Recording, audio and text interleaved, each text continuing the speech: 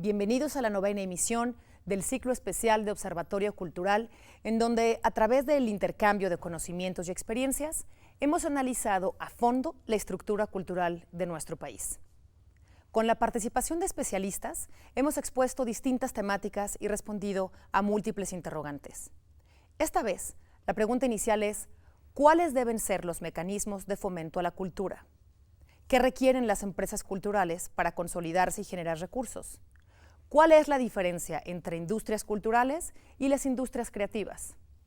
Para dar respuesta a esta y otras preguntas, participan en este programa Mario Espinosa, director del Centro Universitario de Teatro UNAM; Víctor Ugalde, guionista, director e investigador cinematográfico; Cecilia Lugo, bailarina y coreógrafa de danza contemporánea; y Dobrina Kristeva, actriz y gestora cultural.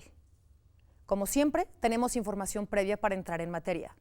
Estamos en el ciclo especial de Observatorio Cultural. Continúe con nosotros en la señal de TV UNAM.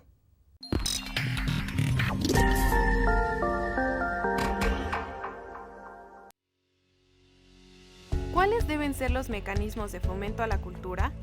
Antes de perfilar cuáles serían los mecanismos más recomendables para fomentar la producción cultural, es importante revisar las cifras y los indicadores que oficialmente se tienen del valor del sector cultural en México y su participación en la economía nacional. Estas cifras han sido recabadas por el INEGI en la Cuenta Satélite de Cultura, que considera las recomendaciones y estándares estadísticos internacionales como el Sistema de Cuentas Nacionales 2008 de las Naciones Unidas, así como el Marco para Estadísticas de Cultura de la UNESCO y la Guía Metodológica para la Implementación de las Cuentas Satélite de Cultura en Iberoamérica del Convenio Andrés Bello. La edición más reciente de la Cuenta Satélite de Cultura corresponde al año 2017 y ofrece cifras que muestran el peso e impacto económico del sector cultural en el país. Durante 2017, el Producto Interno Bruto de la Cultura alcanzó en México un monto de 661.505 millones de pesos, que representó el 3.2% del PIB total del país. A su interior, dicho porcentaje se conformó del valor de los bienes y servicios de mercado con 2.4 puntos y de las actividades no de mercado que contribuyeron con 0.8 puntos, entre las que se incluye la producción cultural de los hogares, entendidos estos como particulares que participan tanto en la producción de espectáculos culturales, fiestas tradicionales, ferias, festivales, bienes culturales para su venta en la vía pública y artesanías para uso final propio, así como en el consumo a través del gasto que realizan en sitios culturales, en festividades y en artículos culturales a la venta en la vía pública. El INEGI informó que por actividades culturales, el PIB de este sector se agrupó esencialmente en los servicios de medios audiovisuales, la fabricación de bienes culturales, por ejemplo, la elaboración de artesanías, y la producción cultural de los hogares, que en conjunto aportaron el 73.9% del valor generado por el sector de la cultura. En 2017, los hogares, el gobierno, las sociedades no financieras y los no residentes en el país, entre otros, realizaron un gasto en bienes y servicios culturales que registró un nivel de 825.867 millones de pesos. Este monto se concentró principalmente en la adquisición de medios audiovisuales, artesanías y la producción cultural propia de los hogares, con el 77.9% del gasto total en cultura. En el mismo año, las actividades vinculadas con el sector de la cultura generaron empleos equivalentes a 1.384.161 puestos de trabajo, que representaron el 3.2% de la ocupación total del país. La elaboración de artesanías junto con la producción cultural de los hogares y los medios audiovisuales aportaron el 68.4% de dichos puestos. Estos números, sin embargo, resultan contrastantes si se miran a la luz de otro tipo de indicadores, como el retablo de empresas culturales, publicado el mismo año por el Grupo de Reflexión sobre Economía y Cultura, GRECO, que ofrece una encuesta con 93 empresas culturales, de un universo documentado de 350 organizaciones de su tipo, la cual cubrió 31 estados de la República, ya que solo faltó representación de Durango. En principio, llama la atención que aun cuando tienen una presencia significativa dentro del PIB, Las empresas culturales se mantienen legal y económicamente como organismos poco consolidados o en condiciones que rayan a la informalidad. Para respaldar su metodología, el GRECU especifica que las empresas culturales encuestadas son unidades económicas que desempeñan una actividad productiva legalmente establecida, basada en bienes, servicios, mercancías y/o productos que están constituidos fundamentalmente por un componente creativo en su cadena de producción, el cual se encuentra protegido por la ley. De igual forma, estas empresas culturales colocan en circulación valores simbólicos para la sociedad y que no necesariamente tienen producción masiva ligada a corporativos nacionales y/o extranjeros para cubrir mercados locales y globales. Dichas entidades comercian bienes, servicios, mercancías y/o productos como resultado de la transformación del proceso creativo y median el mercado con el propósito de colocarlo a disposición de diversos consumidores y/o clientes y obtener ganancias para permanecer en el mercado. Si bien la encuesta es amplia y está dividida en 3 secciones, datos generales, características de integración al sector y operación, vale la pena destacar algunos resultados que son categóricos en sus porcentajes. El 52% no se considera una empresa cultural. El 58% no ha realizado un estudio de mercado. El 79% no toma decisiones a partir de cifras, estadísticas o indicadores. El 45% no vive de la empresa cultural. El 68% no ha sido censada por el INEGI. Y el 90% no conoce la cuenta satélite de cultura. Los números muestran el incipiente desarrollo de las llamadas empresas culturales, las cuales tienen un impacto en la economía, pero no han alcanzado una estructura sectorial que busca promover este tipo de encuestas, las cuales permitiría generar un contrapeso dentro de un sistema que en muchos casos puede ser adverso y que además debe enfrentar normativas internacionales, como el Tratado de Libre Comercio de América del Norte. En el análisis que hace del retablo de empresas culturales, Eduardo Cruz Vázquez alerta sobre las numerosas zonas desconocidas en la estructura sectorial. Concretamente habla de la falta de investigación del sistema de licenciaturas, becas y estímulos que tienen las instituciones de educación superior, dependencias como el FONCA o el Instituto Nacional del Emprendedor, de fundaciones culturales privadas o del sistema de banca pública y privada. Me refiero a asuntos como el marco jurídico de la economía cultural, la caracterización del trabajo cultural, la pertinencia e influjo en la realidad mexicana de nociones como industria creativa, industria cultural, economía creativa, economía naranja, ciudades creativas, etc. En la Ley para el Desarrollo de la Competitividad de la Micro, Pequeña y Mediana Empresa se incluye a prestadores de servicios turísticos y culturales desde junio de 2006. La Ley para el Desarrollo Económico del Distrito Federal, promulgada en abril de 2014, habla de fomentar de manera prioritaria el desarrollo de las industrias creativas como entidades generadoras de empleo, riqueza y cultura, siempre que éstas cumplan previamente con la normatividad aplicable en materia de establecimientos mercantiles, y define a las industrias creativas como aquellas que comprenden los bienes y servicios derivados de actividades económicas con atributos culturales, entre ellas las relacionadas con las artes visuales, literatura y publicidad, diseño, animación digital y multimedia, música y gastronomía, y todas aquellas en cuyo proceso de elaboración se incorporen expresiones artísticas o creativas. En este siglo, recuerda Cruz Vázquez, también se han intentado acomodar en México categorías importadas como industria creativa e industria cultural, las cuales conviven como sinónimos de empresa cultural. Tanto como el concepto de cultura coexiste a la par de asignaturas como recreación, entretenimiento y esparcimiento, lo seguro es que en la legalidad en que se mueve la economía mexicana caben unidades económicas llamadas empresas culturales.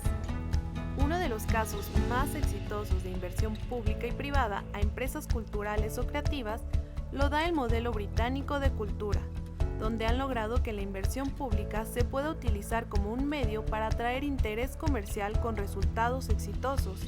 Ejemplo de ello es que en 2015, 3 de los 6 nominados al premio BAFTA por Mejor Película Británica fueron apoyados por el Film Fund.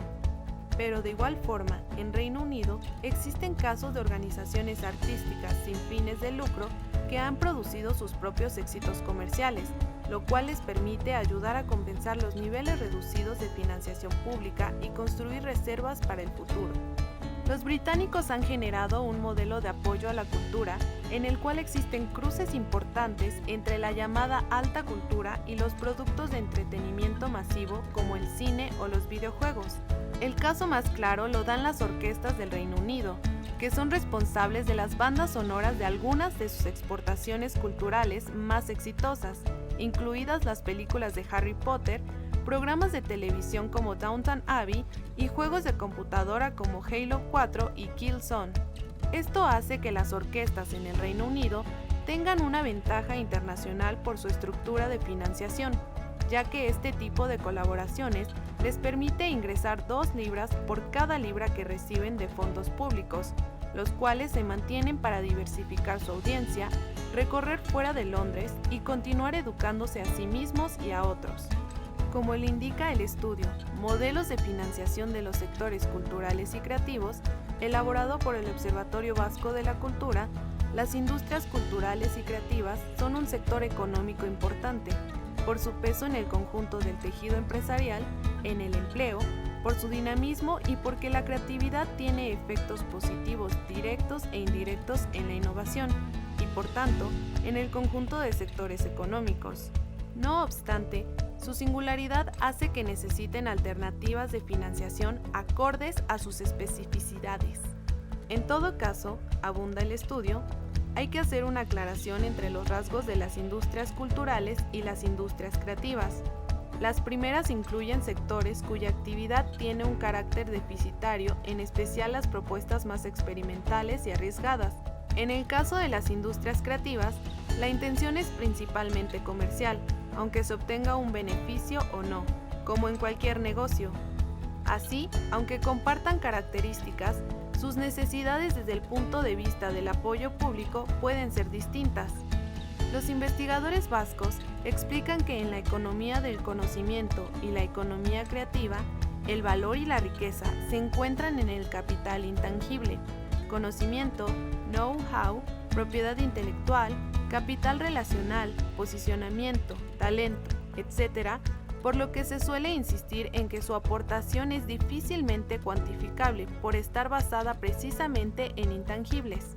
En un informe elaborado por Open Method of Coordination para la Unión Europea, se señalan las características específicas del sector cultural y creativo que dificultan su acceso a la financiación, entre las que se destacan la falta de activos tangibles, la dependencia de activos intangibles, la falta de garantías, la alta incertidumbre de la demanda del mercado y la generación de valor durante periodos de tiempo largos. A esto hay que sumarle rasgos propios de sus organizaciones y agentes emprendedores como las habilidades empresariales insuficientes, la dependencia de ayudas públicas y el miedo a perder el control de su negocio. Ante este panorama, el estudio registra 2 tipos de ayudas o financiamiento, directas e indirectas, que en varios casos son aplicables para México. En el caso de las becas dirigidas a la producción cultural, estas se han estructurado desde el ámbito federal, estatal y municipal, aunque esta división no termina por estar resuelta. En las directas ubica las becas o ayudas al estudio, tanto para individuos como para colectivos, los premios o reconocimientos por méritos o servicios y los créditos que los gobiernos ofrecen a las pequeñas empresas y emprendedores para comprar servicios a proveedores. En los modelos de financiamiento indirectos, además de la tasa cero a los libros o el programa de pago en especie, que permite a los artistas cubrir sus impuestos con obras de arte, el que ha iniciado un proceso cada vez más relevante en México ha sido el de los llamados beneficios fiscales, que son atendidos mediante los programas Eficine y Efiartes, y ofrecen instrumentos de orden tributario para estimular a los sectores culturales y creativos.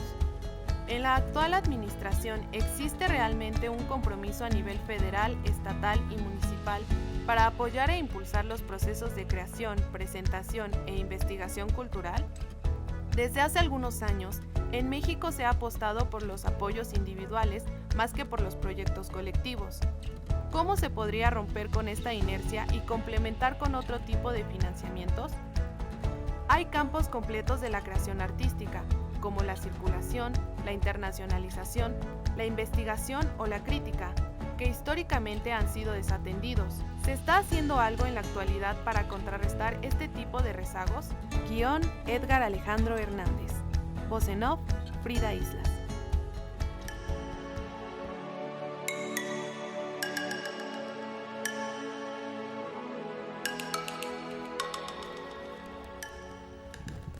Bueno, pues buenas noches. Después de esta interesante introducción, me gustaría enmarcar el principio de nuestra conversación repasando algo. Aquí hablaban de la inversión en la cultura y las artes. Y yo quiero repasar que se pueden distinguir 4 modelos en el mundo. No hay otros, yo no veo otros al menos. A lo mejor ustedes ven otro, podemos empezar así el debate. Pero yo veo 4 modelos, nunca están en estado puro, siempre están combinados, vienen de tradiciones distintas, pero que son 4 modelos perfectamente distinguibles. El primero es, no nos importa nada, no damos ningún recurso público para estimular el arte y la cultura. Ese es uno, muy radical, no se da en la mayor parte de los países que tienen un proyecto de nación más o menos exitoso, pero existe. El segundo es el modelo, digamos, del siglo XIX, que viene de Francia y de Alemania, que es el del Estado interventor. O sea, son las instituciones del Estado las que reciben recursos para llevar a cabo un proyecto. Lo que se ha hecho en México en muchos años también viene de allí, no igual que en Francia que en Alemania, desde luego, de una manera más concentrada, centralizada, con menos recursos, en fin, no vamos a entrar a detalles, pero ese sería el segundo modelo, y bueno, ese modelo corresponde a Bellas Artes, corresponde a las distintas compañías que hay, en fin, los museos. Un tercer modelo es el modelo donde se aportan recursos públicos, una bolsa que se pone a concurso para apoyar las iniciativas de aquella parte de la sociedad civil que se dedica profesionalmente a esto. Y eso lo llevan adelante, sobre todo en Canadá, específicamente en el estado de Quebec. Y a partir de esa experiencia en México existe el FONCA, o sea, también existen ejemplos de ese modelo en nuestro país. Y el último modelo es el modelo que pareciera que es privado, pero también es público, que es el modelo que se lleva a cabo en Estados Unidos, que es a través de la renuncia de los impuestos para que sean los privados los que eligen qué y a quién se apoya. No solo existe en Estados Unidos, existe en Brasil, en otros lados, y en México lleva una prueba de hace algunos años en el cine, luego en el teatro y ahora a las otras artes escénicas también. Y esto existe porque fuera de lo que es parte de una industria, lo que llaman, lo que se dedica al negocio de la industria cultural, las demás actividades artísticas y culturales no son negocio, no son autofinanciables ni aquí ni en ninguna parte del mundo, y por eso existen estos 4 mecanismos, estos 4 modelos. México vive ahora un proceso de transición importante, un modelo que llevaba 30 años, exactamente 30 años, bueno, vamos a hablar para el 31, exige modificaciones, pero ahora el debate es qué modificaciones, hacia dónde, que no lleven a la precarización de la actividad, a la desprofesionalización de la actividad, o a la pura privatización de la actividad, en fin. Entonces, que sea esto una introducción para entrarle al tema. Dobrina, tú tienes algo que decir, tienes además mucha experiencia en el debate específicamente de la ley del teatro, entonces... Bueno, para empezar, me parece poco conveniente llamarle industria cultural a la industria, ya que pues en el caso del producto cultural se está tratando de productos que no se reproducen de manera exponencial. Es un bien único que en cada caso, por lo cual pues debe acceder a incentivos y a subvenciones, porque una industria es algo que hace algo de manera en serie, pues, y no es el caso del arte. Entonces a mí me parece muy poco conveniente llamarlo industria, porque entonces lo mandas a una serie de medidas, tanto impositivas como de regulación, que no le conviene al arte y a la cultura, porque aquí el beneficiario pues tiene que ser el público, ¿no? Y esto también yo siento que en nuestro país se ha malentendido también con llamarle becas a los apoyos, que no son becas, porque parece que la beca es algo que te beneficia a ti personalmente, y los apoyos benefician al producto, al proyecto, a la obra, que además quiero aclarar, según lo que dice el reportaje, que los únicos que pagan en especie son los pintores. Sí. Quisiéramos todos los demás creadores, los que hacemos artes vivas, pues también poder acceder a esa posibilidad, ¿no? Y uno de los mecanismos que, como menciona el reportaje, es recomendado por la UNESCO y apoyaría el desarrollo, pues, tanto social como creativo y como pedagógico del arte, pues es que se le dé el 1% del PIB a la cultura. Esto es un estudio que ha hecho la UNESCO en donde se menciona que el 8% del PIB debe ir a educación y de ahí se infiere el 1%, que en nuestro caso, en México, lo que se está dando a la cultura para el presupuesto del 2020 es el 0.05%. Entonces, para que la gente que nos escuche tenga una idea, digamos, más precisa de esto, si nosotros con el PIB que tenemos para el 2020 le dedicáramos el 1% a la cultura, el gobierno gastaría por cada habitante 2,000 pesos, por cada habitante del país al año, 2,000 pesos en cultura. Con lo que tenemos actualmente se va a gastar 100 pesos por habitante para la cultura y las artes. Me parece pues, que no vamos a ningún lado así. Víctor. A ver, yo difiero tanto de la introducción como lo que dice Dobrina, porque yo sí creo en el término de industrias culturales. Están definidas desde mediados de los 50 del siglo pasado y están contempladas en el Tratado de Libre Comercio y están contempladas en el TEMEC y en la Organización Mundial de Comercio. Son industrias que para que una idea se convierta en un producto, en un bien, necesita de grandes inversiones. El producto es reproducible y todo aquel que entre en contacto con él tiene una aportación en su forma de pensar, ratifica o pone en duda. Y para que ese bien llegue a los ciudadanos necesita de una infraestructura de muchos millones de pesos. Pongo el caso a lo que yo me dedico, que es el cine. Producir una película, 20 millones de pesos, ¿sí? Para que esa película llegue al espectador, se necesita una infraestructura como la que tenemos en las salas de cine, carísima, de 20 y tantos miles millones de pesos, más lo que tú tengas que invertir en la televisión para pasar las películas, más lo que tú tengas que invertir en las plataformas. Los datos que leyeron, si bien son los oficiales, son inexactos. INEGI tiene un problema grandísimo y se los hemos dicho a sus especialistas. Sí, en eso también no saben contar. No saben contar. No, o sea, nada más cuando hablaron de lo que aportamos al Producto Interno Bruto, etcétera, es el doble.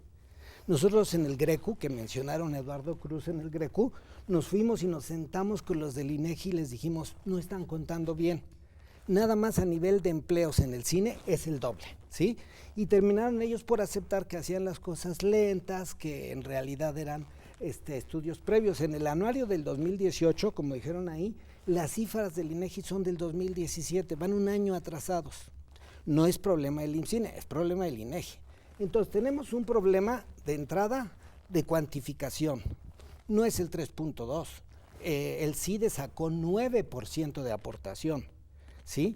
Y la UNESCO tiene el 5% en promedio mundial, siempre y cuando se produzca el bien cultural en el país, que no seamos consumidores de la otra cultura. Entonces, las industrias culturales están muy claras cuáles son sus características y su apoyo es de interés nacional. O sea, si un país, una administración como la Cuarta, quiere hacer un cambio en la forma de pensar de los mexicanos, tiene que educarlos con una cultura informal, pero con otro tipo de pensamiento. Hoy día se están educando con el pensamiento individualista, racista de los gringos. Ellos tienen el 90% del tiempo de pantalla en nuestras salas, así.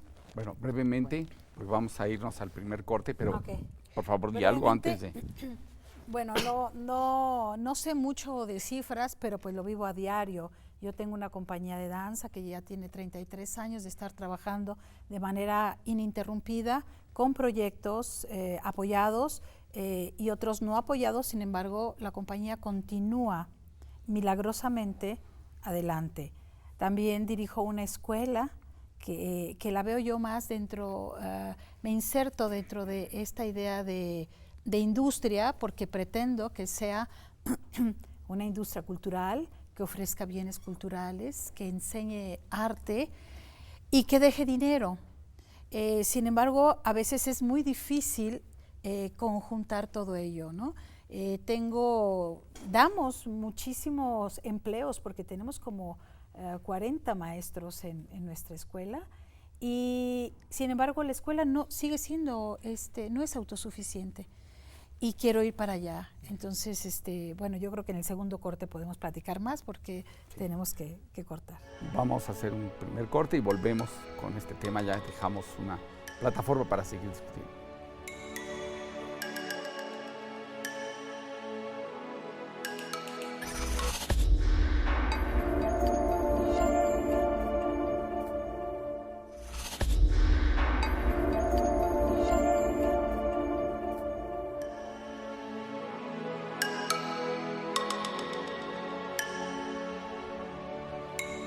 Bueno, volvemos del corte y continuamos con esto y yo quisiera, antes de que prosiguieras, dejar en el aire, bueno, la pregunta que uno debe hacerse aquí es ¿y cuál es el interés público? Porque si son recursos públicos, debe ser que hay un interés público que define que el arte y la cultura son importantes. ¿Cuál sería ese?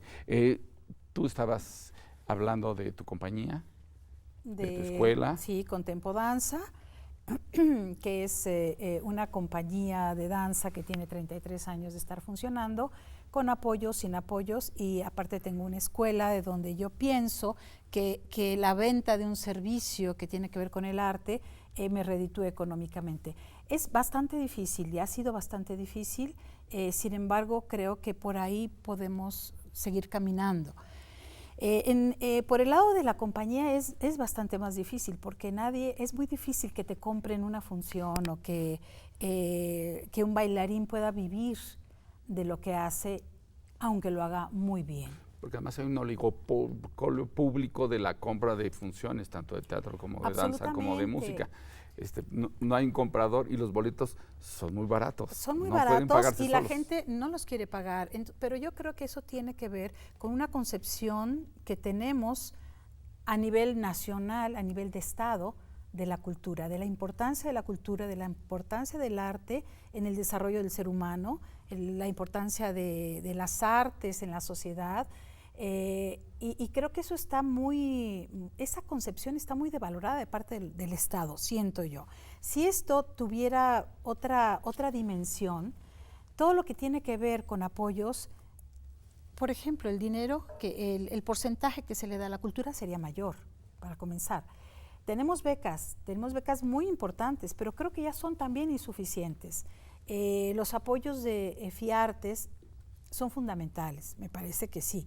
Sí son institucionales, pero también son privados, porque tiene que ver que la iniciativa privada y la empresa quiera dar su dinero a un proyecto cultural a través... Pero no es su dinero. Dan el dinero, sí. El impuesto dinero que tendría público. que... Sin embargo, la decisión es de ellos. La decisión es de ellos, sin embargo, tampoco lo dan, porque hay un gran desconocimiento de cómo es este mecanismo. Y hay... tampoco siento que de parte de la iniciativa privada hay este concepto de que hay que apoyar el arte porque nuestra sociedad necesita arte en sus casas, en la vida cotidiana. Entonces yo siento que desde ahí tendríamos que comenzar a cambiar a nivel de Estado la importancia del arte en la sociedad mexicana en la sociedad de todo el mundo, ¿no? Sí, desde ahí yo creo que algo que no me gusta es que siempre estamos futurizando y diciendo lo que tendríamos que hacer y lo que deberíamos de hacer quién sabe cuándo. Hay algo que tenemos que hacer hoy y bueno, yo entiendo al compañero que se dedica al cine. El cine sí es una industria, pero no se, y la música es una industria, pero no se puede... Una parte de la música. Una parte de la música, exacto. Hay muchísimas películas que se hacen en México, incluso con estímulos fiscales, que su único fin es el entretenimiento y es una cosa lucrativa. No se puede decir lo mismo, hay otro tipo de cine y la Constitución mexicana garantiza derechos culturales a la población. Y en aras de proveerle a la población esos derechos culturales, el Estado no puede renunciar a su responsabilidad de apoyar las manifestaciones artísticas. En cuanto nos insertamos en el esquema de industria, nos volvemos pues empleados que se autogenera y se autopaga el sueldo y demás. Entonces, hay una parte de los bienes artísticos a los que definitivamente yo creo que no les conviene insertarse en este esquema, a pesar de que el Greco, y también son conversaciones que hemos tenido con el Greco, que ellos le llaman de esta manera, ¿no? Pero el arte es un bien público y así lo tenemos que entender.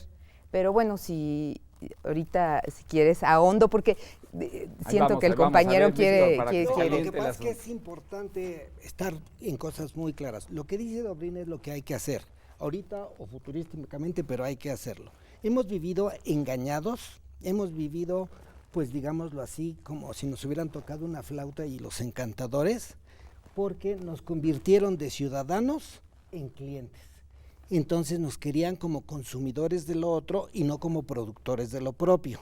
Todos los gobiernos neoliberales fueron reduciendo primero todos los apoyos a la cultura y después, gracias a que de repente tuvimos 12 años de desorden, que la cultura salió beneficiada, del 0 al 12, los presupuestos se incrementaron por la presión de todos nosotros, más el apoyo legislativo.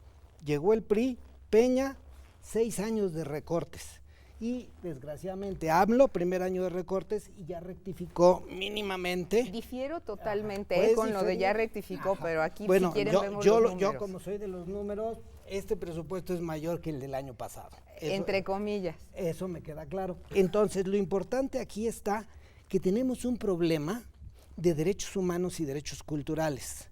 Los gobiernos en turno, en este caso la 4T, tienen que cumplir los tratados internacionales y las leyes nacionales y la Constitución. Y en el capítulo que mencionó Dobrina, que es el capítulo 1 de los derechos humanos y sus garantías individuales, ahí se establece que tienen que tener políticas públicas para formar ciudadanos. Lo que estaba hablando Ceci es tan sencillo como esto, se llama educación. Educación con una educación informal que son los productos culturales, deja si es industria, deja si es la forma académica de las artes, pero ahí está y lo tienen que cumplir. O sea, el presupuesto que estamos mencionando es una obligación, no es una dádiva, ¿sí? El Pacto de San José prohíbe a los gobiernos reducir los presupuestos. Es una ganancia histórica. Y lo primero que hizo el PRI durante 6 años fue bajarlo, y lo primero que hizo AMLO fue bajarlo. Por eso todo este año, 2019, nos lo hemos pasado en el Palacio, ahí nos vemos más que por las cosas artísticas. En el foro, nos vemos más en el foro. Entonces, pero curiosamente, no solo eso, no solo se reduce la cantidad de presupuestos, sino la importancia también de discutir cómo se va a gastar ese presupuesto. Así es. Sí. La participación ciudadana. Así es. Eso es súper importante. Sí.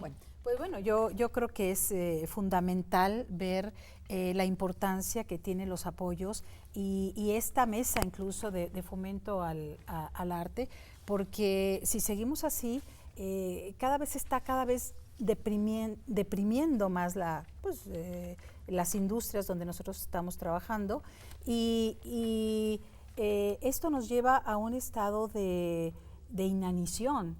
Vemos de pronto que jóvenes con un futuro prometedor, por ejemplo en la danza, desisten de seguir en la carrera porque de esto no van a vivir. Entonces yo creo que sí hay que ver, hay que tomar decisiones en el presente, pero también hay que ver qué les estamos ofreciendo a las futuras generaciones que se están entregando a la tarea de estudiar danza. Muchos papás dicen, no estudies danza porque no tienes futuro. Muchos muchachos dicen, bueno, es que es mi vocación. Nosotros como maestros no podemos decirle, vas a tener un futuro donde vas a poder vivir de esto que tú haces, pero si es tu vocación, entrégate a él, porque así lo hicimos los maestros. Entonces yo creo que tiene que ver, sí, con recursos, tiene que ver con vocaciones, tiene que ver con felicidad, tiene que ver con alegría de vivir y de hacer lo que a uno nos gusta. Entonces tenemos que voltear a ver qué es lo que tenemos que hacer para precisamente dar un panorama alentador a estas nuevas generaciones o a nosotros mismos que ya no somos nada nuevos, pero que estamos viviendo ¿cómo se dice? Contra viento y marea, sosteniendo pequeñas agrupaciones que le hemos dado al país, hemos sostenido al país porque hemos sostenido a partir de nuestra sudor y lágrima, porque hemos trabajado con dinero, sin dinero, con apoyo, sin apoyo, y hemos estado dando este soporte que también provee a nosotros y a la sociedad de un espacio bastante más amable para vivir. Pero a mí hay algo ahí que me preocupa. Bueno, en ese punto yo también quisiera ahondar que los artistas hemos financiado una parte muy importante del arte y de la cultura nacional y que habría que legislar eso, porque y también lo que mencionas, aquí lo que hay que apoyar es la diversidad de los contenidos y de las expresiones culturales y artísticas y la riqueza de las mismas. Y eso solo se puede hacer a través de un financiamiento y compromiso del Estado. Porque si no... Pero no solo, Dobrina, sino también es importante mencionar que para preservar la autonomía artística y administrativa, que son los cimientos de la diversidad, se requiere estimular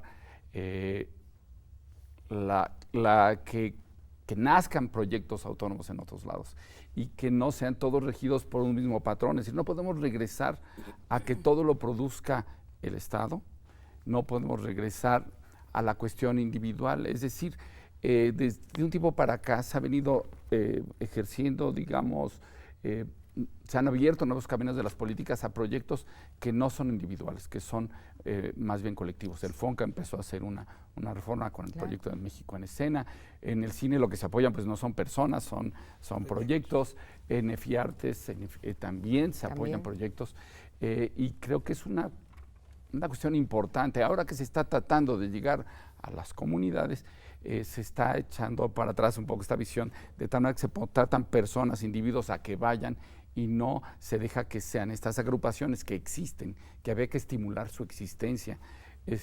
Y se les está quitando, digamos, la chamba para definir contrataciones individuales. Yo creo que tienes razón en el sentido de que no debemos pensar tanto en el Estado paternalista que te dé, que te apoye proyectos, aunque tienen una obligación. Yo creo que sí tienen que apoyar. Sí la tienen, sin embargo, hay que... ¿Cómo?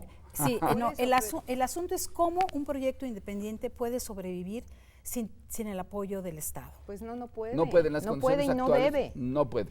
Además, esos apoyos de los que hablas, Mario, como el EFI Cine y el EFI Artes, son cosas, iniciativas que hemos creado desde la comunidad, precisamente que fueron peleadas. Uy, sí, súper. Muy peleadas. Bueno, pero las peleó la comunidad con el legislativo.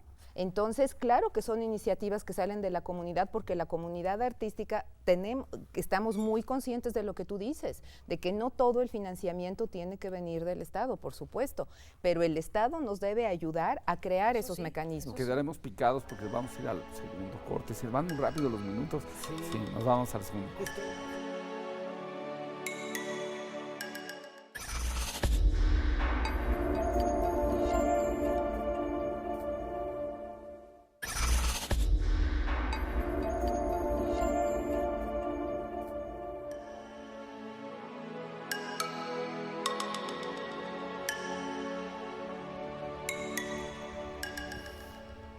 Bueno, para tomar allí donde nos dejó Dobrina en el aquí y el ahora, tenemos ya un camino avanzado. En los últimos 30 años, al menos, se ha construido un modelo que plantea, pienso, cosas buenas, cosas problemáticas y queremos hacer una transformación, pero que queremos que esa transformación sea para mejorar, no para empeorar. Entonces, ¿qué es lo que hay que hacer hoy? Bueno, quería hablar Víctor, pero yo con mucho gusto digo. Me preguntaron. Primero aclarar que todos estos mecanismos se han creado y son iniciativas que han surgido de la comunidad. Y hay un poco una sensación de que el gobierno actual las ve como si fueran una herencia de políticas de otros gobiernos que no hay que apoyar. Entonces me parece muy importante aclarar que no vienen de mecanismos gubernamentales de otros partidos, son iniciativas apoyadas por esos mecanismos, pero que han surgido de la comunidad.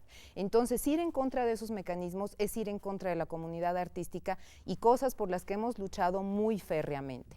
Una de las cosas que tiene la ley argentina, específicamente de teatro, que a nosotros nos parece muy positivo y rescatable, es que hay un porcentaje fijo del presupuesto para la administración. Entonces, eso hace que ese es un presupuesto que está fijo en la ley. Entonces, eso permite que esa parte no se pueda dedicar del presupuesto más a administración que a creación, porque lo que nosotros estamos buscando es enfocar el dinero que hay en los rubros que se mencionan, buscar dónde está el dinero a la creación, porque eso es lo que va a generar obra, producto, espectadores, y le va a llevar el beneficio al público, que es lo que buscamos. Porque, y esto que hablan, que a mí, perdón Cecilia, no me gusta decirle becas, porque son apoyos a proyectos. Estos proyectos, que también habría que regular esa parte. Para acceder a estos apoyos, los artistas tenemos que hacer una serie de carpetas, presupuestos, inversiones muy importantes, que además las instituciones, las exigencias de las carpetas de las instituciones cada vez son más complicadas, no en todos los casos, pero en muchos de estos casos. Y pues el único que cobra desde la publicación de la convocatoria hasta la última presentación del proyecto es el funcionario. Aquí hay un vacío en donde los artistas estamos financiando toda esta parte de la producción y no se nos reconoce en los mismos presupuestos de los apoyos y de los financiamientos. Tú no puedes sacar de ese dinero una parte para pagar la carpeta, toda la parte administrativa que tienes que llegar simplemente para solicitar el apoyo sin tener ninguna seguridad de que te lo den. Yo estoy de acuerdo con lo que dices, Domén, es una pesadilla. De pronto es una pesadilla. Sin embargo, creo que el dinero está, los mecanismos son los que no están funcionando. Entonces, me parece que las decisiones que tiene que estar el Estado... No, bueno, por ejemplo, en los apoyos, ahí están los beneficiarios, un poco... Pero insuficientes, son por insuficientes. eso pasa eso. Siempre son insuficientes, pero creo que esos mecanismos se pueden perfeccionar. Por supuesto, se pueden perfeccionar, y siento que tendrían que estar un poco de la mano de la gente que sabe, de los artistas, porque si no se toman decisiones muy unilaterales que parece que van en contra del mismo productor, del mismo creador. A ver, yo quisiera poner un poquito esto en perspectiva. Sobre lo que dice Dobrina, que es la aportación de todos los creadores para hacer microempresas y participar, ahí empieza la aportación y la Secretaría de Hacienda ni lo cuantifica. Las instituciones mal administradas, como dice Cecilia, de que no tienen criterio, no toman el desarrollo del proyecto. Acaba de sacar la segunda convocatoria del año Fidecine, se inscribieron 176, nada más por carpeta, ponle un promedio de 50,000 pesos. Eso invirtió la comunidad para que 10 personas reciban un apoyo. Imagínate, entonces tenemos un problema ahora sí que de economía cultural. Y segundo, el problema que está sucediendo es que la gente que llega cree que porque lo nombren en un puesto ya sabe administrar, y eso es falso. O sea, no es por ósmosis sentándose en la sillita, es con un conocimiento previo, etcétera. Saber. Entonces nosotros lo que pedimos es que tiene que haber, primero que nada, jurados honrados, porque hay de todo. Segundo, las decisiones de los jurados tienen que ser vinculantes. Y un código de ética que ya existe en el FONCA y no lo hay en los otros. Exacto. Y luego siempre tiene que estar incluida la participación ciudadana para seleccionar, porque la gente con experiencia sabe cómo se puede desarrollar un proyecto. Y al final, un testigo social. Todo eso es lo que tenemos que transformar para llegar a organismos horizontales. Sí, pero yo quiero decirles algo que está implícito y yo quisiera hacerlo explícito. De lo que estamos hablando es de que lo ideal en estos modelos de apoyo es promover la existencia de compañías, de grupos, de empresas culturales que sean autónomas, que sean independientes aunque reciban apoyos. Eso es lo que se está hablando aquí. Y es importante subrayarlo porque hay otras alternativas y se están discutiendo otras alternativas. Este programa de vinculación no es así, por ejemplo. El nuevo programa de vinculación que cuando vamos a echar a andar este año está pensando en otra cosa, está pensando en contratar directamente a quienes van a comunidades a promover, cuando ya hay grupos que han tardado mucho en organizarse, en hacer proyectos, que saben hacerlo, que serán los más adecuados en ir, es decir, no le están dando trabajo a los profesionales que se dedican a eso. Y eso me parece una parte fundamental y que responde también a la pregunta de cuál es el interés público, porque el interés público es desarrollar en la sociedad misma esas parte de los especialistas que se dedican a eso y no tenerlo que hacer uno solo y diezmar la organización justo de los artistas y la gente dedicada a la cultura, a los gestores, y diezmar eso me parecería una política equivocada. Acaba de suceder, ¿sí? ¿Te acuerdas del Teatro Campesino? Alicia Martínez Medrano, la gente de Xolotlán organizó un festival de teatro.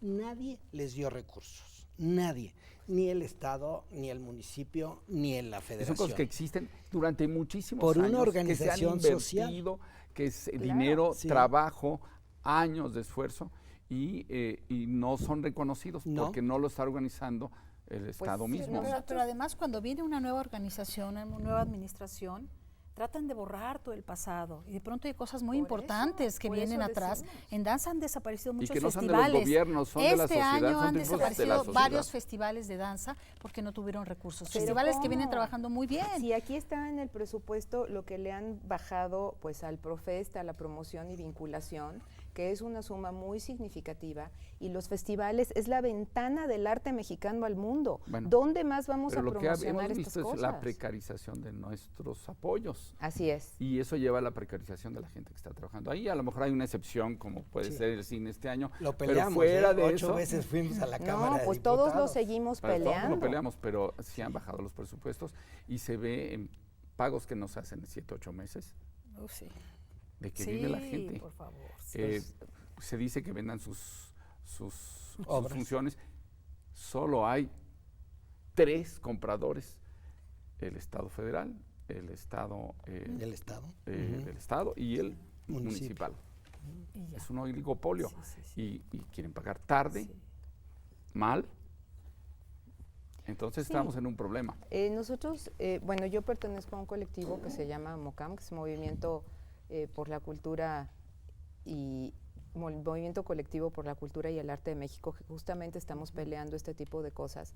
Y sí hay una propuesta de hacer una ley de teatro de artes escénicas, definitivamente con la danza incluida, precisamente para regular este tipo de cosas. Y lo que es muy importante es que haya consenso en la comunidad, que la compañía con la que trabaja Cecilia, que las puestas o las propuestas de artes escénicas de teatro que hacemos, que los compañeros que trabajemos nos comuniquemos, nos unamos, porque no va a haber de otra, y entonces haya consenso. Y apoyados por el legislativo, tenemos que impulsar estas iniciativas, pero lo más importante es que entre nosotros haya comunidad artística que pelee por las mismas cosas, porque como dice el compañero con mucha razón, es que todos estos logros han sido en un diálogo entre funcionarios y comunidad. Entonces la comunidad tiene que estar presente y tiene que haber consenso en la comunidad y estamos trabajando en ello. Certidumbre a través de las leyes, va a ser un logro si sale la ley de teatro.